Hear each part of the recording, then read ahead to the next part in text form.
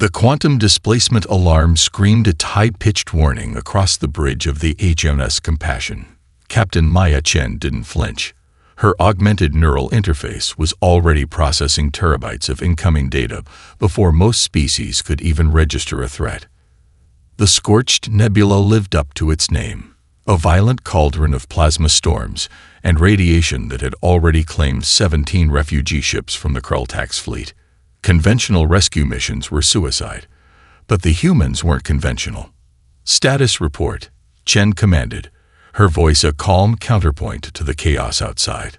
Lieutenant Raj Mehta's holographic display flickered with cascading threat assessments. Multiple critical failures in refugee fleet, plasma storm intensity at 98.7 terawatts, radiation levels approaching total molecular destabilization in approximately 17 minutes. Most species would have already calculated the impossibility of a rescue. The Krultax High Command had already begun transmission of final messages to their homeworlds, preparing for complete extinction. They didn't know humans yet. Maya's augmented eyes, a delicate fusion of organic tissue and quantum state photoreceptors, scanned the battlefield of space. Where others saw chaos, she saw intricate patterns.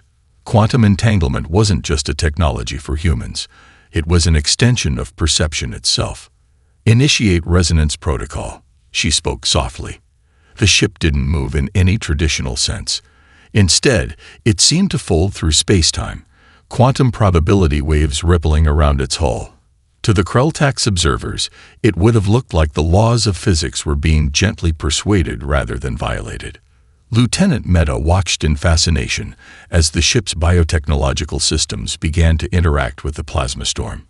Microscopic nanoconstructs deployed from the hull, each one a marvel of adaptive engineering. They didn't fight the plasma. They communicated with it, understanding its molecular structure, redirecting its fundamental energy patterns. Refugee ships stabilizing. Mehta reported, his voice a mix of professional calm and barely contained awe. Molecular integrity at 82% and rising. But the truly terrifying part was just beginning. The Krultax communications officer aboard their flagship, a crystalline being named Zexaril, watched in horror and fascination. The human ship wasn't just rescuing them. It was healing the very space around them. Radiation was being transformed. Plasma currents were being restructured. It was less a rescue and more a fundamental restoration of cosmic balance. Maya Chen's voice broke through the communication channels. No translation matrices were needed. Somehow, every species present understood her perfectly. Attention Krultax fleet. Structural integrity will be fully restored in approximately 12 minutes. Recommend immediate medical and psychological stabilization protocols. Her tone wasn't heroic. It wasn't dramatic. It was simply matter-of-fact, as if saving an entire refugee fleet from certain destruction was just another Tuesday afternoon task. Zexaril's crystalline structure vibrated with an emotion that translated roughly to profound existential terror. These humans weren't just technologically advanced. They operated on an entirely different plane of existence. The nanoconstructs continued their work. Ships that moments ago were seconds from total molecular collapse were now being repaired at the atomic level. It wasn't just repair, it was regeneration. The ships weren't just being fixed, they were being made better than they were before. Quantum entanglement stabilization at 99.4%, Mehta reported. Maya Chen allowed herself the slightest smile. Not a smile of triumph, just a subtle acknowledgement that another complex problem had been resolved. The Krultax High Command would later describe the rescue in their official reports. But no language could capture the true nature of what had occurred. How do you describe beings who could heal space itself?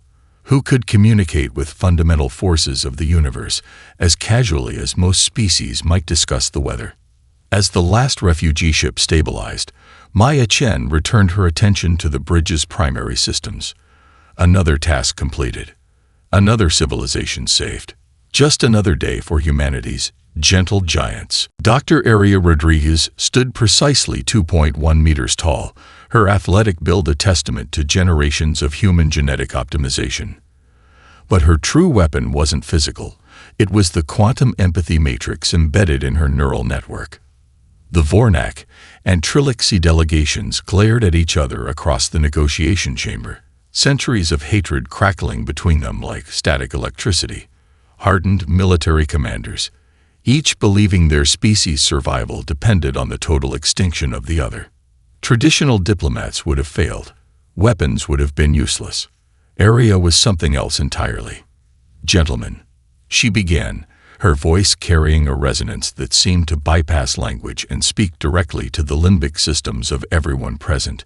"We're going to try something different today." The translation matrix flickered. But it wasn't just translating words. It was translating emotional context, cultural nuance, generational trauma. Her neural interface activated, projecting a holographic representation that was part data visualization, part emotional landscape. Memories began to flow, not as words, but as lived experiences. For the Vornak military commander, Cathax, it started with a childhood memory, a border skirmish where his entire family unit was destroyed by Trilixie raiders. The pain was visceral, immediate. The hatred that had defined his entire existence crystallized in that moment of loss. But then something extraordinary happened. The Trilixie ambassador, Sreen, experienced Cathax's memory, not as an observer, but as Cathax himself. The quantum empathy matrix didn't just show the memory, it created total neural synchronization. Sreen felt the heat of the burning settlement, smelled the scorched metal, experienced the absolute terror of a child watching everything he loved turn to ash. And then the matrix did something more profound. It revealed the context the Vornak never knew. The Trilixie raiders were themselves refugees, displaced by a catastrophic ecological collapse. Their attack wasn't an act of pure aggression, but a desperate attempt to survive. Cathax's body trembled. Decades of carefully cultivated hatred began to crack. "This isn't manipulation," Arya explained, her voice calm. "This is understanding." The quantum empathy matrix continued its work. Generations of conflict unfolded in moments. Complex historical narratives that would have taken decades to understand were now experienced directly, viscerally. Military strategies dissolved. Propaganda narratives crumbled. What remained was something far more dangerous: empathy. Sreen was the first to break. Tears formed, not just in his eyes, but in the neural projection space itself. A lifetime of propaganda, of carefully maintained hatred, collapsed in moments. Cathax reached out, not with a weapon, but with a gesture of connection so profound it defied traditional diplomatic protocol. The room went silent. Arya watched, her neural interface capturing every microscopic shift in emotional landscape. This wasn't just conflict resolution. This was a fundamental restructuring of collective consciousness. "The conflict between your species," she said softly, "was never about territory. It was about unresolved trauma, about fear." Behind her, a team of human psychological engineers monitored the quantum empathy matrix. Terabytes of data flowed, creating a comprehensive map of interspecies psychological transformation. The Galactic Diplomatic Corps would later classify this as a Class 5 psychological intervention, but that clinical description missed the profound human magic of what had just occurred. Two species that had been moments away from mutual annihilation were now experiencing each other's most intimate emotional landscapes. Cathax looked at Sreen. No translator was needed. They understood each other completely. "How?" Sreen's translator struggled to capture the complexity of his emotion. "How do your people do this?" Arya smiled. Not a triumphant smile, just a simple, human expression of connection. "We remember that beneath every conflict, there are stories, memories, traumas waiting to be understood." The quantum empathy matrix continued its work, weaving a new narrative of understanding where hatred had once ruled. Another conflict resolved, not with weapons, not with traditional diplomacy, just profound, unfiltered human empathy. The planet's Rawl was never meant to support life. Its atmosphere was a churning nightmare of corrosive gases, radiation levels that would obliterate most organic matter within seconds, and temperatures that fluctuated between absolute zero and plasma-like heat in microsecond intervals.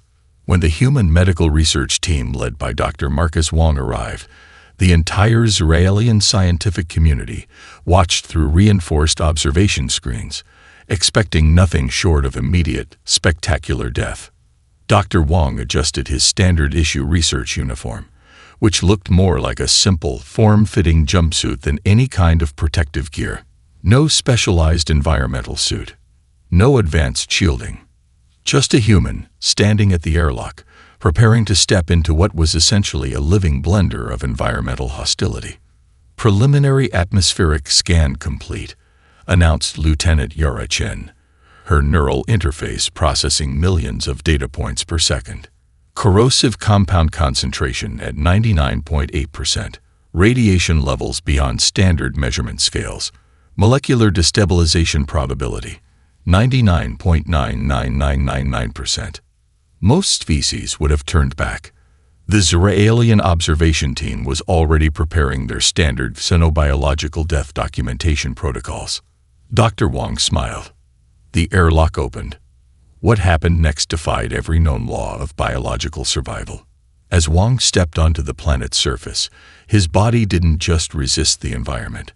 It began to adapt to it in real time. Microscopic biomechanical constructs within his genetic structure began an instantaneous reconfiguration. His cellular structure wasn't just protecting itself. It was actively communicating with and transforming the hostile environment around him. Dr. Xrilt, the lead Zeralian xenobiologist, watched in horror and fascination.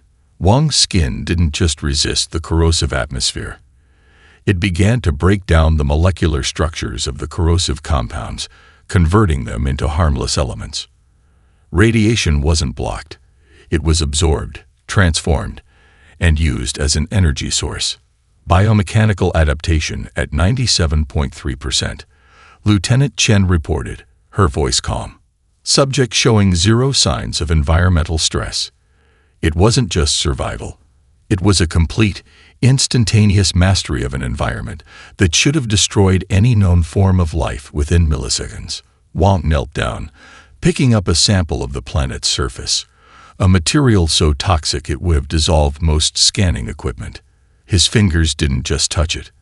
They analyzed it, understood it, began to map its molecular structure with a speed and precision that made the Zeralian scanning technology look like primitive children's toys. Fascinating, he muttered, more to himself than to anyone else.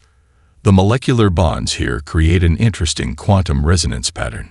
Dr. Xrilt's communication tendrils were vibrating with an emotion that translated roughly to existential terror mixed with profound scientific awe. The human wasn't just surviving. He was studying, learning, understanding.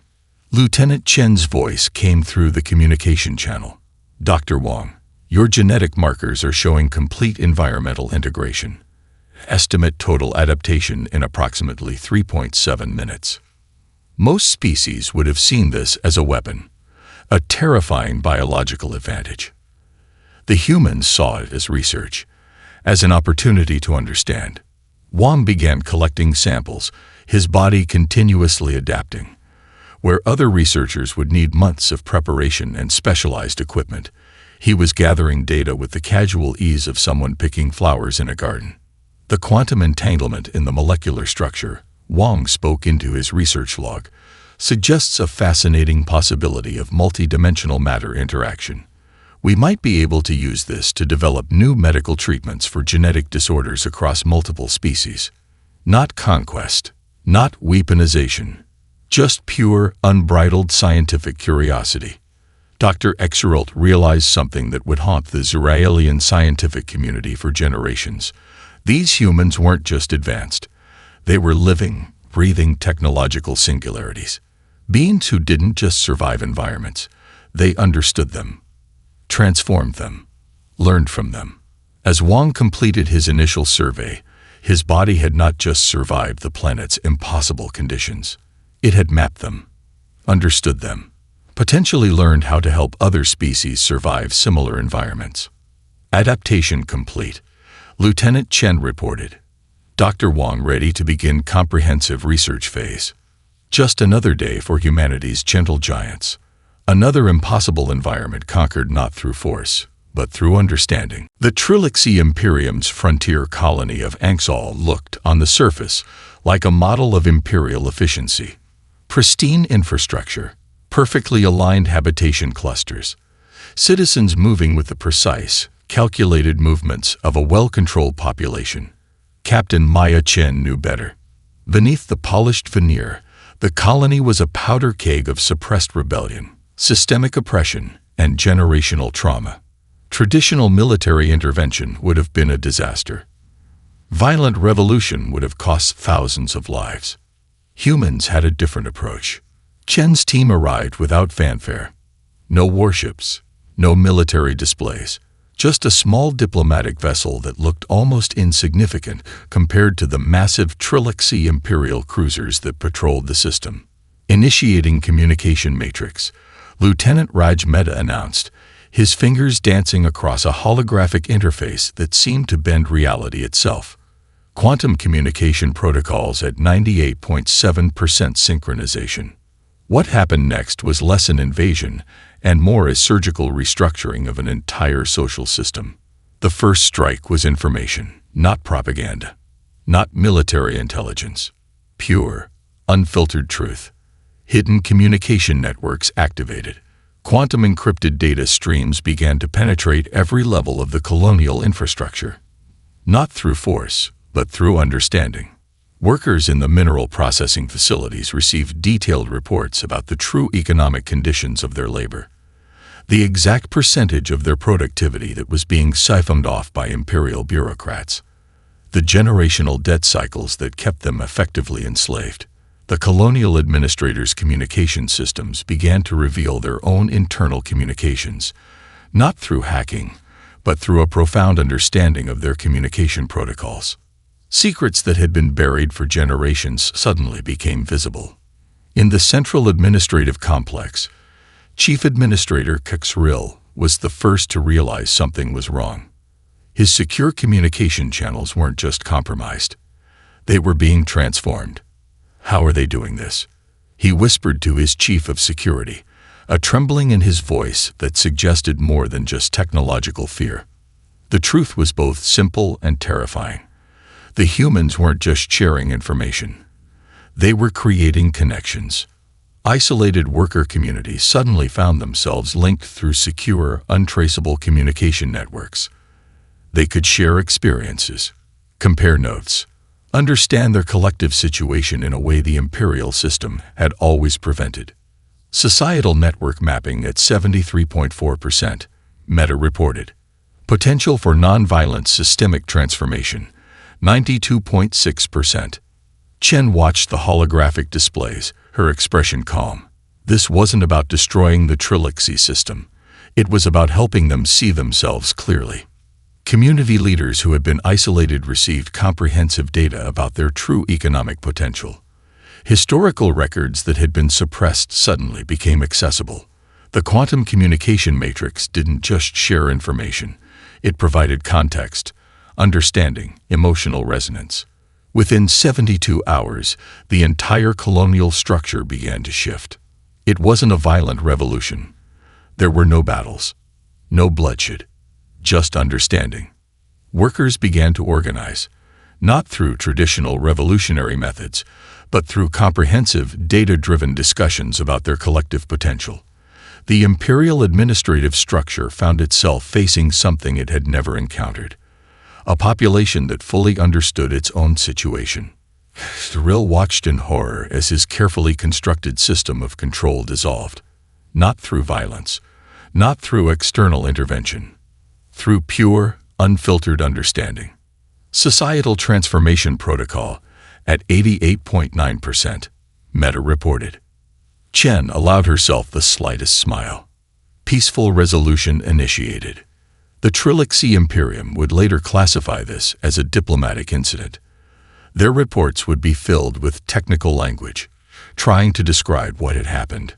But no report could capture the true nature of what the humans had done. They hadn't conquered. They hadn't destroyed. They had simply helped a society understand itself. As the quantum communication matrix completed its work, the frontier colony of Anxol was no longer a model of imperial control. It was a living example of what happened when a population truly understood its own potential. Another conflict resolved. Another civilization transformed. Just another day for humanity's gentle giants. The Rylad border conflict had raged for 7 generations. 7 generations of hatred, of carefully cultivated animosity that ran so deep it had become genetic memory. 2 subspecies of the same root civilization, now convinced that the only solution was total extinction of the other. Dr. Elena Martinez arrived with nothing but a small neural interface device and a calm that seemed to defy the chaos around her. The conference room was a monument to decades of failed negotiations.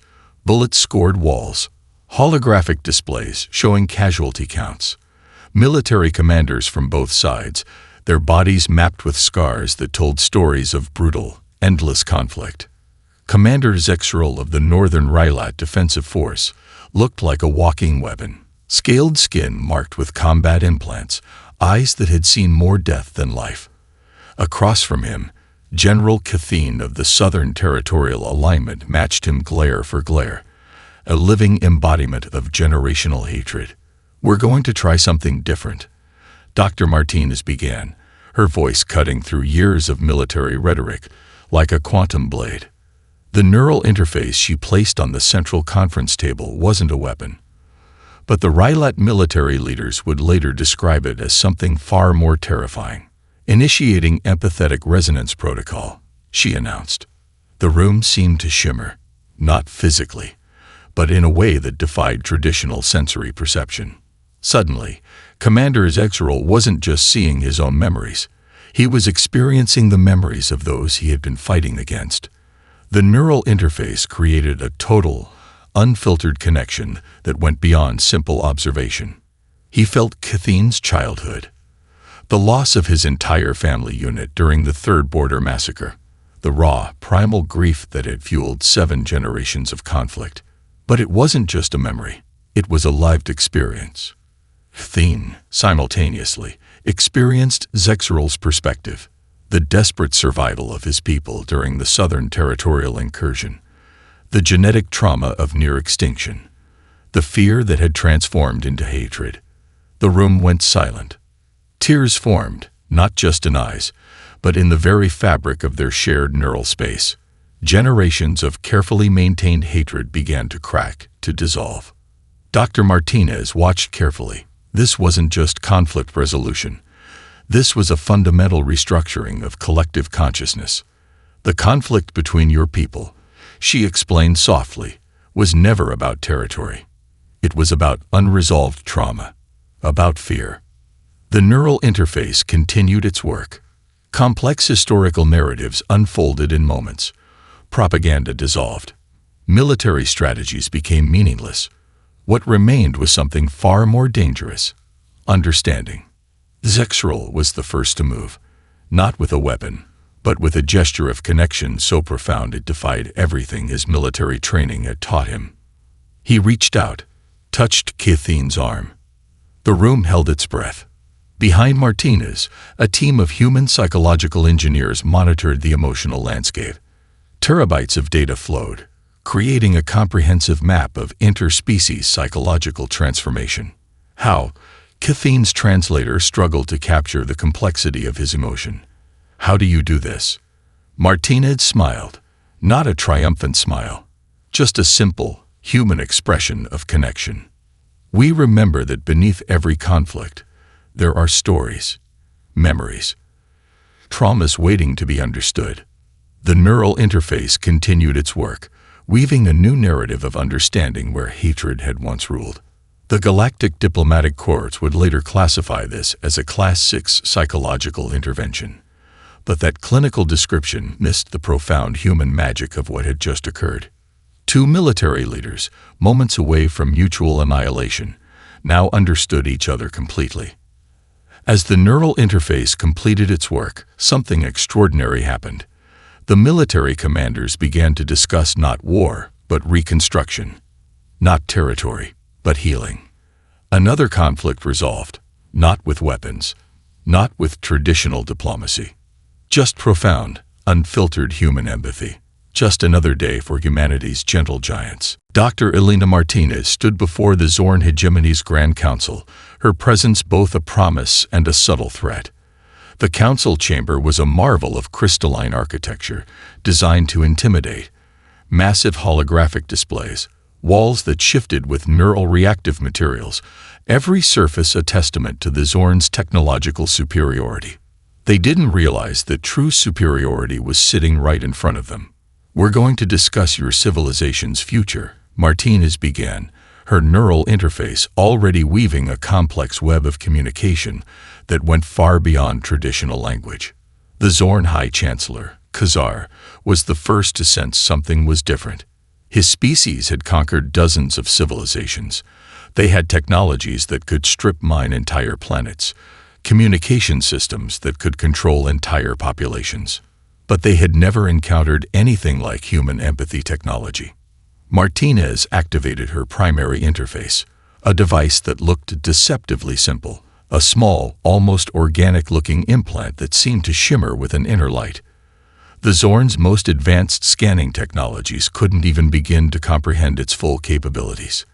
"Quantum empathy matrix initializing," she announced. The room changed, not physically, but in a way that defied traditional sensory perception.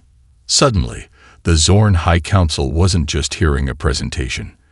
They were experiencing a comprehensive neural mapping of their entire civilization's historical trajectory. Every conquest, every moment of oppression, every subtle manipulation that had defined their galactic presence. But it wasn't an accusation. It was understanding. Khazar felt the first wave of something his species had never truly experienced: collective empathy. The neural interface didn't just show memories. It created a living, breathing emotional landscape that connected every member of the council to the collective experiences of those they had conquered. A young Zorn administrator began to weep, not from weakness, but from a sudden, profound understanding of generational trauma their civilization had created. "Your technological advancement," Martinez explained, her voice cutting through the emotional resonance, "has been impressive. But technology without empathy is just another form of violence." The quantum communication matrix continued its work. Decades of propaganda dissolved. Military strategies became meaningless. What remained was something far more dangerous: true understanding. Lieutenant Raj Mehta, monitoring from the ship's communication center, watched the data streams with clinical precision. "Empathy matrix at 97.6% synchronization," he reported. "Potential for systemic transformation, 94.3%. The Zorn had technologies that could control populations, communication systems that could manipulate entire civilizations, but they had never encountered a technology that could make a species truly understand itself." Martinez wasn't just presenting information. She was offering a fundamental restructuring of their collective consciousness. Images flowed, memories intertwined. The neural interface created a living, breathing map of collective experience that went beyond language, beyond traditional communication. The Zorn High Chancellor realized something that would transform their entire civilization. They were not conquerors. They were a species that had never truly understood its own potential for connection. How? Khazar's translator struggled to capture the complexity of his emotion.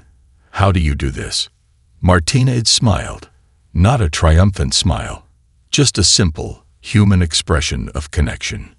"We remember that technology is not about control," she explained. "It's about understanding, about connection." The quantum communication matrix completed its work, weaving a new narrative of potential where imperial control had once ruled. The Galactic Diplomatic Corps would later classify this as a Class 7 psychological intervention. But that clinical description missed the profound human magic of what had just occurred. An entire civilization was reimagining its purpose, not through force, not through traditional diplomacy, just profound, unfiltered human empathy. As the neural interface completed its final synchronization, the Zorn High Council began to discuss not conquest, but cooperation, not control, but understanding. Another civilization transformed, another potential conflict dissolved. Just another day for humanity's gentle giants. The Galactic Research Nexus had never seen anything like it. What should have been a standard interspecies conference had transformed into something unprecedented. Dr. Aria Rodriguez stood at the epicenter of a revolution that would redefine consciousness itself. The quantum resonance chamber was a marvel of human engineering, a space that existed simultaneously as both a physical and neural environment. Delegates from 17 different species sat, stood, or floated, their neural interfaces creating a living, breathing tapestry of collective consciousness. Primary resonance synchronization at 89.7%, Lieutenant Yara Chen announced, her voice a calm counterpoint to the extraordinary phenomenon unfolding around her. What the assembled species didn't understand was that this wasn't just a meeting. It was a fundamental reimagining of communication, consciousness, and connection. The chamber began to pulse, not with light or sound, but with something more profound, pure, unfiltered experience. A Krell-Tax diplomat suddenly experienced the childhood memories of a Vornak military strategist. A crystalline being from the methane worlds of Zriel felt the complex emotional landscape of a carbon-based researcher from a dying ocean planet. Barriers dissolved, not just linguistic or cultural, but the very fundamental barriers of perception itself. Dr. Rodriguez moved through the chamber like a conductor, her neural interface creating complex harmonic patterns of understanding. Each movement, each subtle gesture, was a sophisticated dance of psychological engineering. Communication is not about translation, she explained, her voice resonating directly into the collective neural network. It's about experience, about truly seeing each other. The assembled species began to realize something terrifying and beautiful. Humanity's greatest weapon was never technology. It was empathy. Images flowed, memories intertwined. Complex historical narratives that would have taken generations to understand were now shared in milliseconds. A Trilixie diplomat who had spent decades planning military strategies now felt the profound grief of the civilians those strategies would have destroyed. A Zorn imperial administrator experienced the hope of a young worker dreaming of a different future. Lieutenant Chen monitored the data streams. Emotional synchronization at 94.2%, she reported. Potential for systemic understanding, 97.6%. This was more than communication.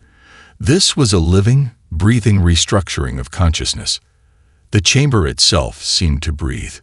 Neural interfaces created a network more complex than any computer system, more nuanced than any diplomatic protocol ever devised. We are not trying to eliminate differences, Rodriguez continued, her voice a quantum wave of understanding. We are trying to make those differences meaningful, connected. Generations of conflict began to dissolve. Propaganda narratives became transparent. Military strategies revealed themselves as nothing more than fear dressed in technical language. What remained was something far more dangerous than any weapon: understanding. The Galactic Research Nexus would later classify this as a breakthrough beyond any previous interspecies communication attempt. But classification failed to capture the profound transformation occurring. Entire civilizations were reimagining their fundamental approach to existence. Not through conquest, not through technology, but through connection. Dr. Rodriguez allowed herself the slightest smile. This wasn't about proving human superiority. This was about revealing the potential of collective consciousness. Quantum resonance protocol complete, Lieutenant Chen announced.